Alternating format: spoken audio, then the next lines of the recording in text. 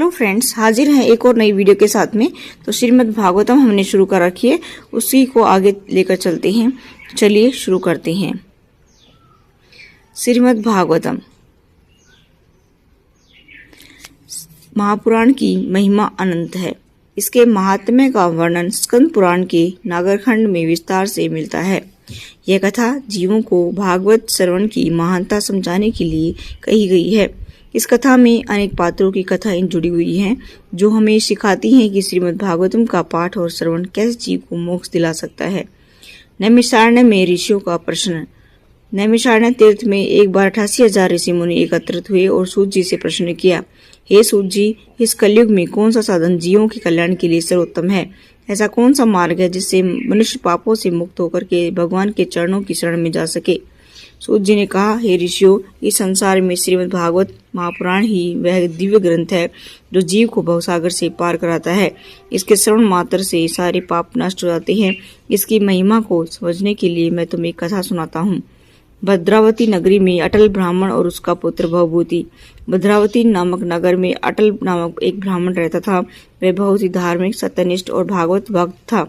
प्रतिदिन श्रीमद् भागवत का पाठ करता और अपने पुत्र भवभूति को भी भागवत कथा सुनाया करता था। लेकिन भवभूति बचपन से ही दुष्ट संगति में पड़ गया। चोरी, नशा, हिंसा और पापों में लिप्त रहने लगा।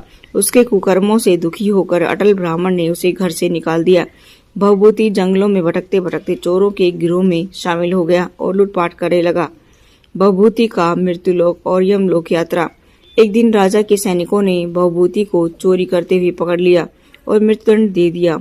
जब भवभूति की मृत्यु हुई तो यमदूत उसकी आत्मा को पकड़कर यमलोक ले गए। यमराज के दरबार में भवभूति के पापों का लेखा जोखा किया गया। यमराज ने आदेश दिया कि इसे घोर नरक में डाला जाए, क्योंकि इसने जीवन भर केवल पाप ही किए हैं। लेकिन तभी वहां देवर्षि नारद मुनि प्रकट हुए। नारद मुनि का हस्तक्षेप। नारद ने यमराज से कहा, हे यमराज, यदि व्यक्ति भले ही पापी हो, लेकिन इसके पिता अटल ब्राह्मण ने इसे बचपन में श्रीमद् भागवतम के प्रभाव से नरक में नहीं जा सकता। यमराज ने कहा, हे नारद, यदि इसने कभी श्रीमद् भागवतम नहीं पढ़ा तो फिर भी यह भागवत महिमा से कैसे बच सकता है? नारद बोले, यमराज, यह सत्य है कि भवभूति ने स्वयं भागवत नहीं पढ़ी, लेकिन बचपन में अपने पिता से इसे भागवत श्रवण हुआ था और भागवत सुनना ही मोक्ष का द्वार खोल देता है। यमराज ने भागवत महिमा की सत्यता को स्वीकार किया और भवभूति को नरक से मुक्त कर दिया। भवभूति ने नया जीवन।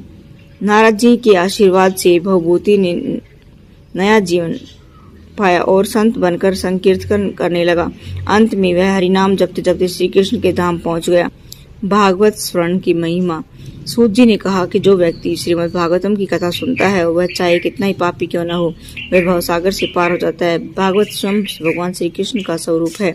इस ग्रंथ का पाठ करने और सुनने से ही मोक्ष प्राप्त हो जाता है। इसलिए हे ऋषियों, प्रत्येक जीव को श्रीमद् भागवत का श्रवण अवश्य करना चाहिए। यही जीवन की सबसे बड़ी उपलब्धि है। इससे क्या हमें शिक्षा मिलती है कि श्रीमद् भागवतम केवल एक पुराण नहीं, बल्कि स्वयं भगवान का स्वरूप है। इसके श्रवण मात्र से ही जीव के सारे पाप नष्ट हो जाते हैं। वह मुक्ति को प्राप्त कर सकता है। कलयुग में मोक्ष प्राप्त करने का सबसे सरल उपाय है भागवत श्रवण और कीर्तन।